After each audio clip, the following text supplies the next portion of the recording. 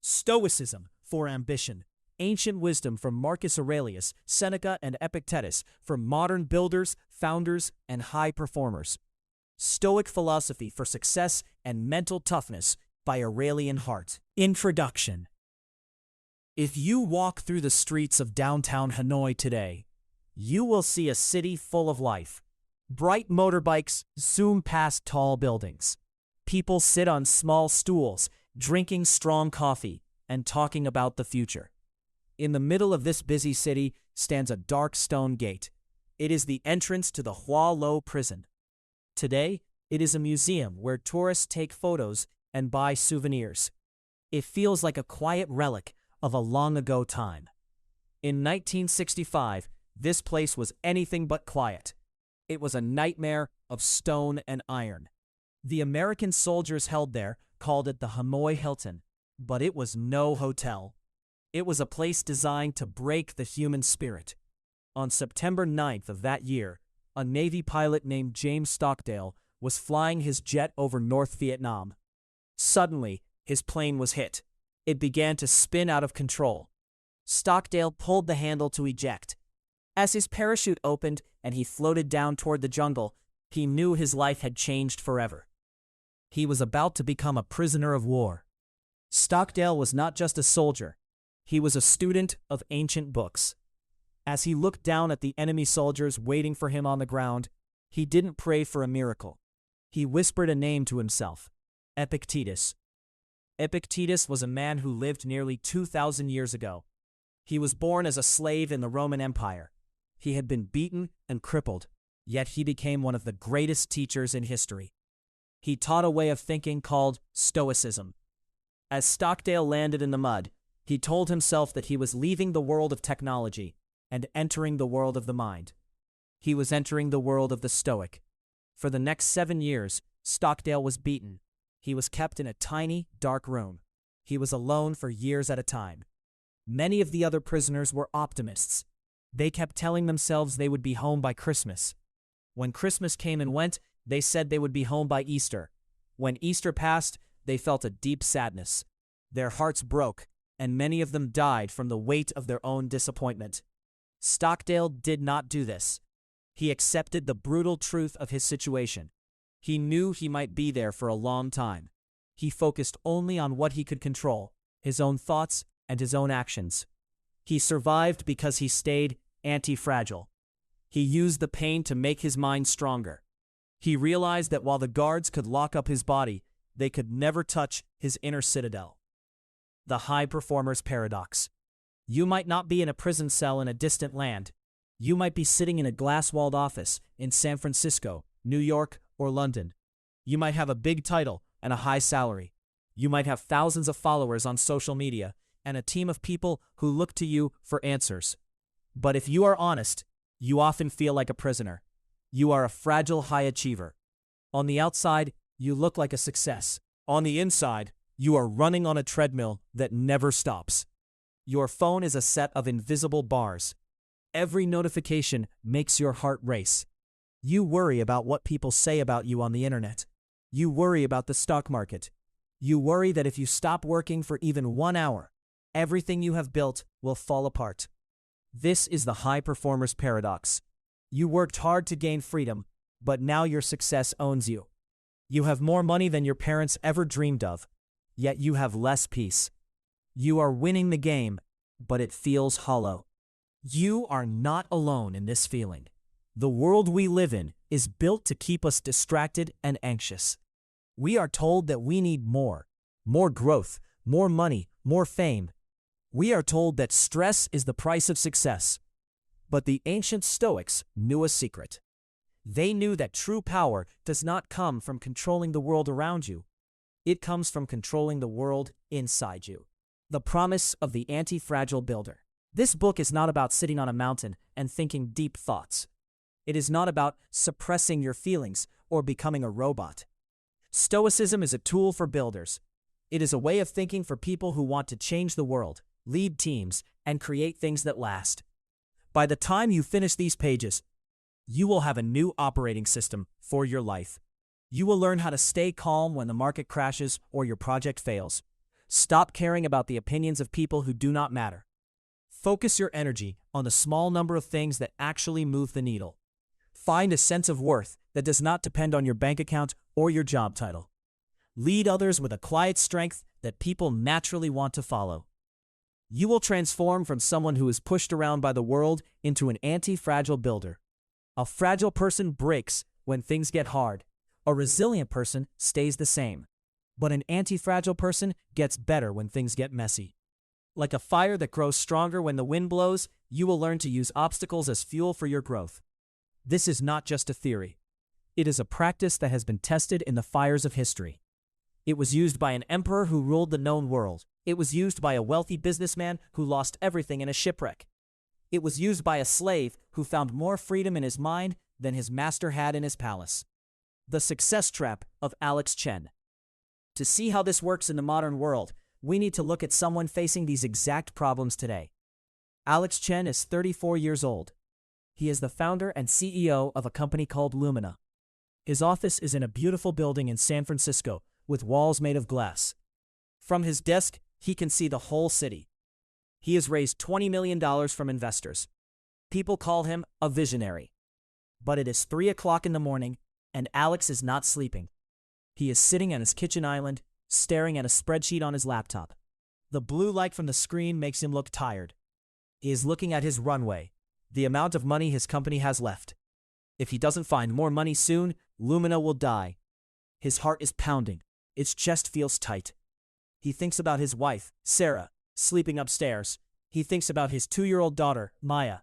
He feels like a fraud. He thinks, if I stop worrying for 1 second, the whole company will collapse. If I fail, I am nothing. Alex is caught in the success trap, but his mind is always at the office. He is present for Maya's bath time, but he is secretly checking Slack messages under the towel. He is successful on paper, but he feels like he is drowning in a shallow pool. Alex thinks the answer is to work harder and worry more. He thinks that stress is his edge. He is wrong. Stress is not his edge. It is his anchor. Over the next 20 chapters, we are going to follow Alex as he learns a different way. He is going to discover that the tools he needs to save his company and his life were written down 2,000 years ago. The road ahead. The journey we are taking is divided into 3 parts. First, we will build your inner citadel. We will learn the dichotomy of control. This is the simple but life-changing skill of knowing what is up to you and what is not. You will learn how to stop wasting energy on things you cannot change so you can double down on the things you can. Second, we will learn how to use the wind. We will explore techniques like negative visualization and amor fati. These sound like big words, but they are practical tools to help you turn every setback into an advantage. You will learn why a shipwreck in your career might be the best thing that ever happened to you. Finally, we will look at the view from above. We will see how to lead others and manage your time without losing your soul. We will learn how to keep your ego in check when you win and how to keep your head up when you lose. We will learn from Marcus Aurelius, the Roman emperor who had to manage a plague and a war at the same time. We will listen to Seneca, the wealthy advisor who had to stay calm while working for a crazy king. And we will study Epictetus, who showed us that no one can ever truly hurt us unless we let them. The world is volatile. The markets will shift. People will let you down. Your plans will fail. But you do not have to be a victim of these things. You can be the master of your own mind. The stone gate in Hanoi is still there. It reminds us that the human spirit can survive anything if it has the right tools. You have the ambition. You have the drive. Now, it is time to give you the philosophy that makes that ambition unbreakable. The path to becoming an anti-fragile builder starts here. Chapter 1. Mastering the Dichotomy of Control. The room is small and smells of old scrolls and dry earth. The walls are made of rough stone, catching the golden light of the afternoon sun. There are no gold statues here. There are no soft chairs, just simple wooden benches arranged in a circle on a floor made of packed dirt. In the center sits an old man with a gray beard and a leg that does not bend the way it should. He does not look like a hero. He does not look like a king. He looks like someone who has survived a very long, very cold winter. This is a school in the city of Nicopolis, but the students are not children. They are some of the most powerful men in the Roman Empire. They have traveled for weeks to sit on these hard benches. They are here because they have everything: money, power, and fame, but they still feel like they have nothing. They are successful, but they are also terrified. They are looking at the old man, waiting for a secret. The old man's name is Epictetus. He was not born a teacher. He was born a slave, the man who could not be broken. Before he had a school, Epictetus was the property of a man named Epaphroditus. Epaphroditus was a very important person. He was the secretary to the Emperor Nero. He lived in a palace.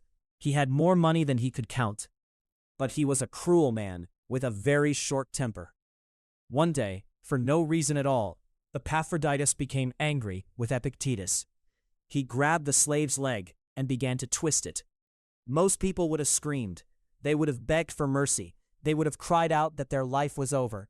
But Epictetus did something that changed the course of history. He looked at his master with a calm face. He said, "If you keep twisting, you will break it." The master did not stop. He twisted harder. There was a loud snap.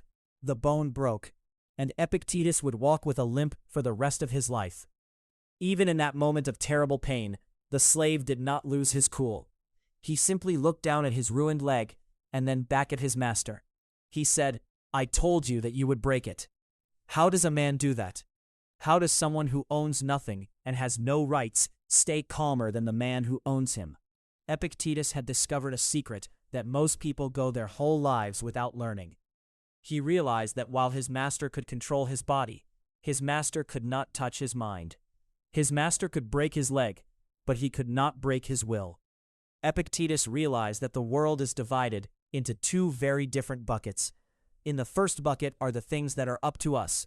In the second bucket are the things that are not up to us. He spent the rest of his life teaching people that the only way to be happy and successful is to focus every bit of your energy on the first bucket and completely ignore the second one. The Great Divide. If you want to understand why you feel stressed, you have to look at your buckets. Most of us spend 90% of our day trying to reach into the bucket of things we don't control. We try to grab the contents and change them. We get angry when we can't. Think about a founder starting a company. They want the market to be good. They want the investors to say yes. They want the customers to love the product. They want the news to write nice stories about them. But here is the hard truth. None of those things are in the up to us bucket. The market goes up and down based on things happening thousands of miles away. You don't control it. Other people's opinions. People are fickle. They might like you today and hate you tomorrow. You don't control it. The result? You can work 20 hours a day and still fail because a competitor got lucky or a global event happened. You don't control it. When you tie your happiness to these things, you are a slave, just like Epictetus was. But you are a slave to things instead of a master. You are waiting for the world to give you permission to feel good. If the market is up, you smile. If the market is down, you snap at your family. You are a puppet, and the world is pulling your strings. Epictetus taught that there are only a few things that actually belong in the up to us bucket. These are your thoughts, your intentions, your desires, and your own actions. That is it. If you are a founder, you don't control if you get the investment, but you do control how many hours you spent practicing your pitch. You control how honest you were with your data. You control how you treated your team when the news was bad. If you focus only on those things, you become unbeatable. Why? Because no one can take those things away from you. No market crash can steal your hard work. No mean tweet can change the fact that you did your best. The view from the glass office. Thousands of years after Epictetus died, a man named Alex Chen sat in a very different kind of room. It was a boardroom on the top floor of a glass tower in San Francisco. Outside, the sun was setting over the Bay Bridge, turning the water a deep orange. Inside, the air felt cold and tight. Alex was the CEO of Lumina EdTech. He had raised $20 million. On paper, he was a star. But as he sat at the long oak table, his heart was hammering against his ribs like a trapped bird. Across from him sat a lead investor named Marcus. Marcus wasn't twisting Alex's leg, but he was twisting his spirit. "Your cost to get a new customer is too high, Alex," Marcus said. He leaned back and crossed his arms. "The board is worried. If these numbers don't change by next month, we might need to talk about a change in leadership." Alex felt the sweat start to itch under his expensive shirt. His first instinct was to argue. He wanted to blame the marketing team. He wanted to blame the economy. He wanted to tell Marcus that he was being unfair. He felt like he was drowning. He was catastrophizing, thinking that as this one meeting went poorly, his company would die, his house would be lost, and his family would end up on the street. In that moment, Alex remembered something he had read the night before. He had picked up a book of Stoic philosophy because he was too anxious to sleep. He remembered the image of the inner citadel. The inner citadel is a mental fortress. It is a place you go inside your own head where the noise of the world cannot reach you. Inside the citadel, you ask one question: is this up to me? Alex took a slow breath. He looked at Marcus. He realized that Marcus's opinion of him was not in the up to us bucket. Alex could not reach across the table and change the neurons in Marcus's brain. What was in Alex's bucket? 1. The accuracy of the data on the screen. 2. The honesty of his answers. 3. The plan he would create when he got back to his desk. The tension in Alex's shoulders didn't disappear, but it changed. It went from a heavy weight to a sharp focus. He stopped trying to win the investor's love and started trying to do the work of a CEO. "You're right about the cost, Marcus," Alex said. His voice was steady. "Here is what we have done to lower it, and here is what we are doing next. Whether that is enough for the board is your decision. My job is to make the numbers move." Marcus blinked. He was used to founders getting defensive or begging. Alex's calm made Marcus feel like he was talking to a leader, not a child. By letting go of the thing he couldn't control, the investor's approval, Alex actually gained more influence over it. The Stoics were not just thinkers. They were doers. They didn't just want to talk about ideas. They wanted tools they could use when things got hard. One of the most powerful tools is the 2-column exercise. High performers use this today to clear their heads before a big game, a big launch, or a big crisis. Imagine you are facing a problem that is keeping you up at night. Take a piece of paper and draw a line down the middle. On the left side, write, "Not up to me." On the right side, write, "Up to me." If you are worried about a promotion, the left side will have things like what my boss thinks of my work, who else is applying for the job, and the company's budget for raises. Looking at that list should feel like a relief. Why? Because you are officially giving yourself permission to stop worrying about them. You are firing yourself from the job of manager of the universe. You cannot fix those things, so worrying about them is like trying to make it rain by yelling at the clouds. It is a waste of your most precious resource, your energy. Now look at the right side. This is where your power lives. On this side, you write, the quality of the report I hand in today, the way I speak to my coworkers, and how many hours I spend learning new skills. When you focus only on the right-hand column, something strange happens. You start to feel a sense of peace. You aren't hoping for a good outcome anymore. You are simply doing the actions that lead to one. This is what Marcus Aurelius did every morning. He was the emperor of Rome. He had the most stressful job on the planet. He was managing a plague that was killing thousands of people. He was fighting wars on the edges of the empire. He was dealing with people who were trying to steal his throne. He would wake up and tell himself, today the people I face will be meddling, ungrateful, arrogant, dishonest, jealous, and surly. That sounds like a dark way to start the day, doesn't it? But it wasn't. Marcus was putting other people's behavior in the not up to me bucket. He was preparing his mind so that when someone was mean to him, he wouldn't be surprised. He wouldn't let it break his inner citadel. He knew that their rudeness was their problem. His only job was to be a good emperor. The trap of the result. The reason most builders and founders burn out is that they are addicted to results. They think that if they don't hit a certain revenue number or get a certain award, they have failed.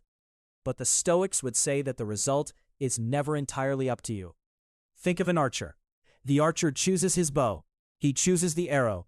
He trains his muscles for years. He looks at the target. He accounts for the wind. He pulls the string back with perfect form. Everything up to the moment he lets go of the string is up to him. But the moment the arrow leaves the bow, it is no longer in his control. A sudden gust of wind could blow it off course. A bird could fly in the way. The target could move. If the archer defines his success only by hitting the bullseye, he will be miserable. He will feel like a failure, even if he did everything perfectly. But if he defines success by how well he aimed, he will always be a winner. He will have a reserve clause in his mind. He says, "I will hit the target if nothing prevents me." This small shift in thinking is the difference between a high performer who burns out and a high performer who lasts for decades. When you use a reserve clause, you still try as hard as you can. You still want to win. But you don't let the win define who you are. You understand that you are the person who prepares brick by brick. Every time you choose to focus on your own actions instead of the world's reactions. Epictetus taught his students that they should practice this with small things first. If your soup is cold, don't get angry. Tell yourself, the temperature of the soup is not up to me, but my reaction to it is. If your flight is delayed, don't shout at the gate agent. Tell yourself, the plane's engine is not up to me, but how I spend this extra hour is. If you can't stay calm when your soup is cold, how will you stay calm when your company is failing? You have to train your control muscle every day. High performers often think that anxiety is the fuel that keeps them going. They think that if they stop worrying, they will lose their edge. They think that stress equals care. But stress is not care. Stress is just friction. It is energy being wasted on things you can't change. Imagine two drivers in a race. The first driver is gripping the wheel so hard his knuckles are white. He is screaming at the other cars. He is terrified of losing. The second driver is calm. He is focused on the line of the curve and the feel of the tires. He isn't thinking about the trophy. He is thinking about the next turn. Who is more likely to win? The second driver. He has more bandwidth available because he isn't wasting it on fear. This is the promise of the dichotomy of control. It doesn't make you less ambitious. It makes you more effective. It clears away the fog of what if and replaces it with the clarity of what now. As Alex Chen walked out of that boardroom in San Francisco, he didn't know if he would still be the CEO in 6 months. He didn't know if the company would survive. But for the first time in years, he wasn't afraid. He realized that the CEO was just a job title. His real job was to be the master of his own mind. He went back to his office, sat down at his desk, and opened his laptop. He didn't check the news. He didn't check Twitter. He looked at his list of things to do. He picked the hardest one, and he started to work. Epictetus would have been proud. He would have seen that Alex was no longer a slave to the board of directors. He was a man who had found his own school, right in the middle of the noise of the city. He had realized that freedom doesn't come from having no problems. It comes from knowing which problems belong to you and which belong to the rest of the world. The secret that the powerful men on the hard wooden benches learned thousands of years ago is the same secret you can use today. Stop reaching for the things in the wrong bucket. Turn your eyes inward, build your fortress, and remember that as long as you control your own mind, you can never truly be defeated. Happiness and freedom begin with a clear understanding of one principle. Some things are within our control, and some things are not. Chapter 2. Why do we sabotage our own success? The iron blade sat on the small wooden table. It was not a fancy weapon. There were no jewels on the handle. It was heavy, dark, and sharp. In the quiet room in North Africa, the man looking at the sword did not see a tool for war. He saw a tool for freedom. This was the sword of Cato the Younger. For years, this man had stood in the Roman Senate and shouted against the rise of Julius Caesar. He wore a plain, dark toga, while others wore bright colors. He walked through the city without shoes to toughen his feet. He wanted everyone to know that his soul was not for sale. But on this night in 46 BC, the war was over. Caesar had won. His armies were outside the gates. Most men would have begged for mercy. They would have traded their pride for a chance to live. Cato looked at the sword and knew he would do neither. He was not interested in winning a war he had already lost. He was interested in something much bigger, keeping his soul intact. The man who wouldn't bend. Cato was a strange man for his time.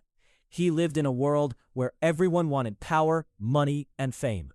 Most leaders in Rome were like weather vanes. They turned whichever way the wind blew. If a bribe was big enough, they changed their vote. If a general was scary enough, they bowed their heads. But Cato was like a mountain. He believed that a person's character was the only thing that actually mattered. He didn't care about the results of a vote as much as he cared about why he was voting. When Julius Caesar began his march to take over Rome, most people were terrified. Caesar had the best soldiers. He had the most gold. He was a winner. In our modern world, we love winners. We think that if someone has the most money or the biggest company, they must be right. But Cato didn't see it that way. He saw Caesar as a man who was breaking the rules of the Republic. To Cato, it didn't matter if Caesar was winning. It only mattered that Caesar was wrong.